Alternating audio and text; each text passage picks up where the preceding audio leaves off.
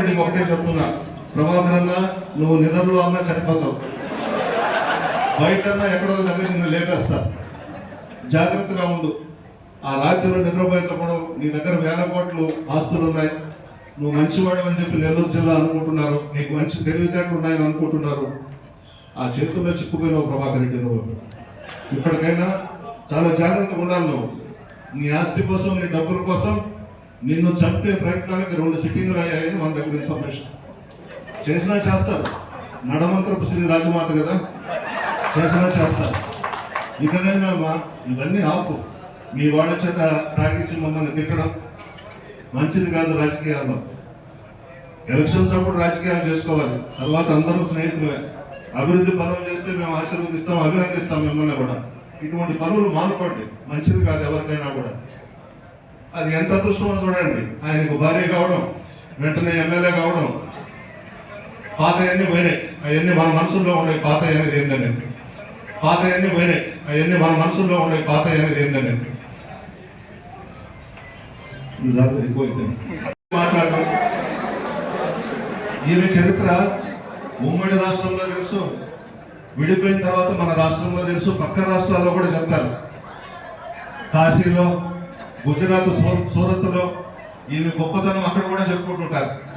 అవి కూడా వదిలిపెట్టలేదు, అక్కడ కూడా వెళ్ళేది. ఎవరు చెప్తే అది మాట్లాడటం, ఎవరు స్క్రిప్ట్ రాసిస్తే అది చేయడం. అప్పులు చేశాం, నా కొడుకు వర్క్ వచ్చింది, అప్పులు చేశాం.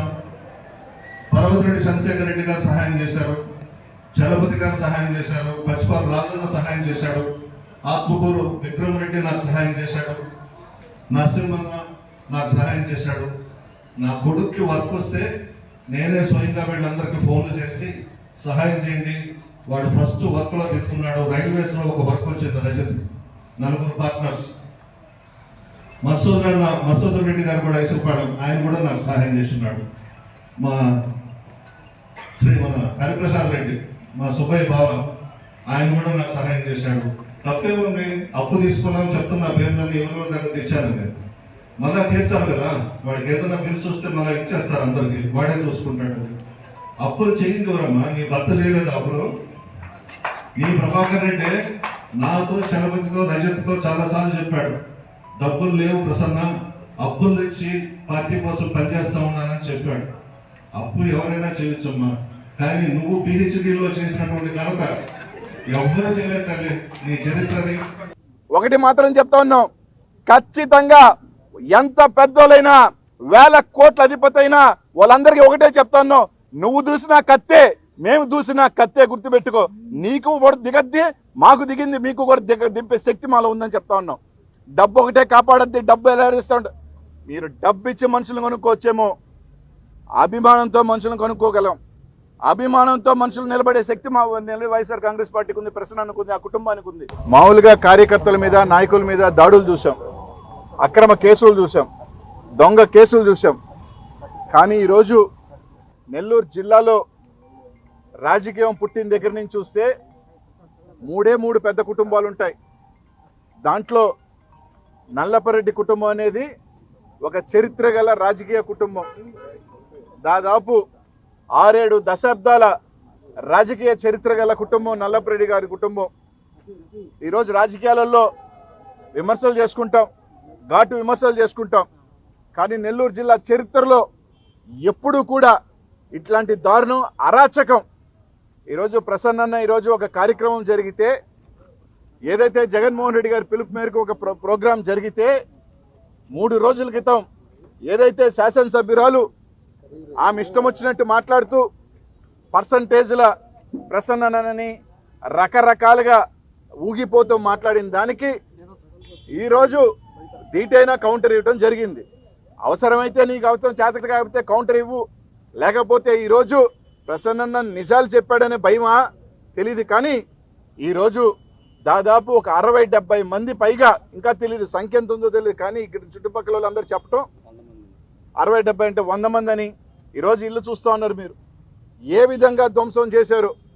అన్నిటికన్నా దారుణమైంది ఏంటంటే, ఇంట్లో ప్రసన్న లేని సమయంలో ఏదైతే పెద్దోళ్ళు ఉన్నారు ఈరోజు ఉంటే అది కూడా లెక్క చేయకుండా ఈరోజు 60-70 మంది వచ్చి ఇల్లుని ధ్వంసం చేసి, ఒకవేళ నిజంగా ప్రసన్న ఉండుంటే ఈరోజు ఆయన నిజంగా ఏమి జరుగున్నా కూడా తెలియని పరిస్థితులు.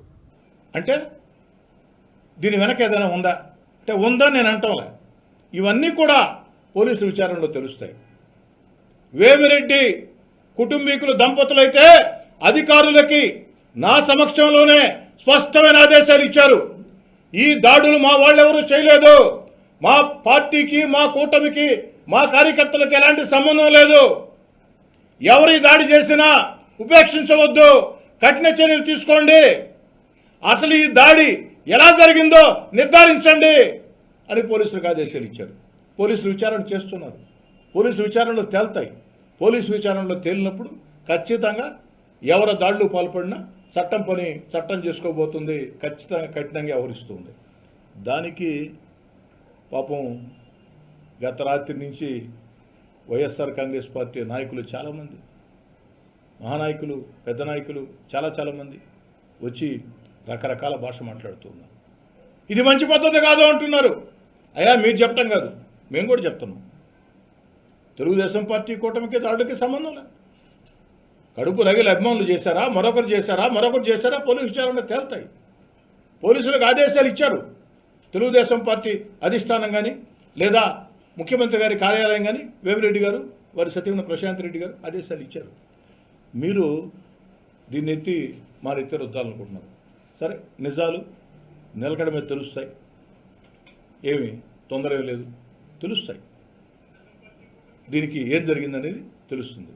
అయితే వైఎస్ఆర్ కాంగ్రెస్ పార్టీ నాయకులు నేను కోరేది ఏమిటంటే, వినయపూర్వకంగా అభ్యర్థన, humble request, YSR Congress party ఈ జిల్లాలో ఉండే నాయకులారా, వైఎస్ఆర్ కాంగ్రెస్ పార్టీ ఈ రాష్ట్రంలో ఉండే నాయకులారా, మాజీ ముఖ్యమంత్రి జగన్మోహన్ రెడ్డి గారు, మిమ్మల్ని అందరినీ వినయపూర్వకంగా ఈ విషయంలో నేను అభ్యర్థించేది ఏమిటంటే, నిన్నటి రోజున కోవూరులో నల్లపురెడ్డి ప్రసన్న కుమార్ రెడ్డి వేమిరెడ్డి ప్రశాంత్ రెడ్డి గారిని, వేమిరెడ్డి ప్రభాకర్ రెడ్డి గారిని విమర్శిస్తూ మాట్లాడినటువంటి వీడియోలు మీరు మీ కుటుంబ సభ్యులకు కానీ, మీ శ్రేయోభిలాషులకు కానీ ఎవరికైనా చూపించండి.